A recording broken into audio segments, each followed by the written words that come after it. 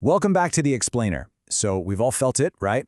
You read an AI-generated script and something's just off. It feels totally flat, like the characters are floating around in this weird empty void. Well, today we are diving into Levent Bulut's fascinating theory on exactly why that happens.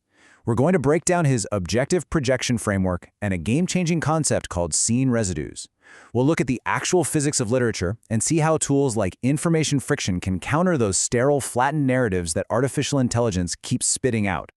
Okay, here is our quick roadmap for today. First, why AI scripts fall flat. Second, defining the scene residue. Third, the mechanics of information friction. Fourth, constraining causal branching. Fifth, AI sterilization versus cinematic memory. And finally, we'll wrap up with a really practical diagnostic checklist. Section 1. Why AI scripts fall flat. To kick things off, we have to talk about a massive structural error in modern screenwriting, and especially in AI generation. It's this habit of treating scenes like they're isolated, frictionless containers. When an AI takes the wheel, characters usually enter a space that is completely sterile. It's like a perfectly clean hotel room where an algorithmic maid just came through and scrubbed the timeline spotless. But authentic cinematic storytelling? It does the exact opposite. Great narratives treat spaces as environments that actually remember. When a dramatic conflict wraps up, it leaves real, physical traces behind. Section 2. Defining the scene residue. So how do we fix that sterile reset and actually inject memory back into a room? Well, Bulut calls this the scene residue. By definition, a scene residue is an uncleared physical object, an environmental condition, or an atmospheric state left behind on the textual surface after the dramatic action ceases. Traditional continuity is usually just about making sure a prop is in the same hand between cuts, but scene residue is different. It's the vital physical clutter that absolutely proves something went down here before the current scene even started. And these residues show up in three main ways. First, you've got thermal and chemical residues. Picture a wispy line of smoke trailing up from an overflowing ashtray, or damp stains on a wall from unventilated humidity. Second, there are spatial and geometric residues, like a violently overturned chair or a half-picked lock. And finally, acoustic and luminous residues. Think of a relentlessly dripping faucet, or the static hum leaking from an old radio. These aren't just cute aesthetic choices, folks. They are highly functional narrative tools. Which leads us into Section 3, the mechanics of information friction. Leaving physical clutter in a room is way more than just set dressing. It fundamentally alters the math behind audience engagement.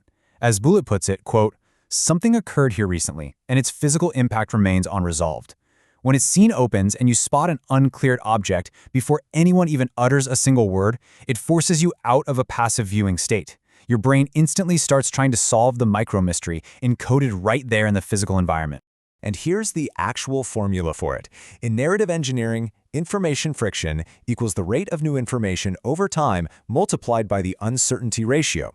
Let's go back to that overturned chair for a second. Because no one has explicitly explained why it's knocked over yet, the audience's uncertainty spikes. This drives up the information friction, meaning we are vastly more engaged. The scene flies by because our brains are actively working to interpret the mess.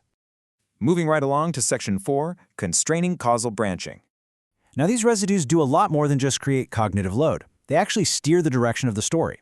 If we look at the narrative entropy formula, we see information friction sitting right alongside causal branching. Causal branching is basically just the number of possible paths a story can take. When you drop a physical residue into a scene, it naturally restricts those branches, which absolutely sustains the tension. Think about a sealed, unopened envelope just sitting ominously on a desk. Its mere physical presence in the room actively restricts what the characters can do, and it cranks up the atmospheric pressure. Even if the characters totally ignore that envelope for the entire conversation, we know it's there. They know it's there. The tension is sustained purely by this physical artifact of narrative memory. Section 5. AI sterilization versus cinematic memory. This brings us to a massive revelation. If these physical details are mathematically crucial for tension, why do generative language models consistently fail to write them? Well, get this.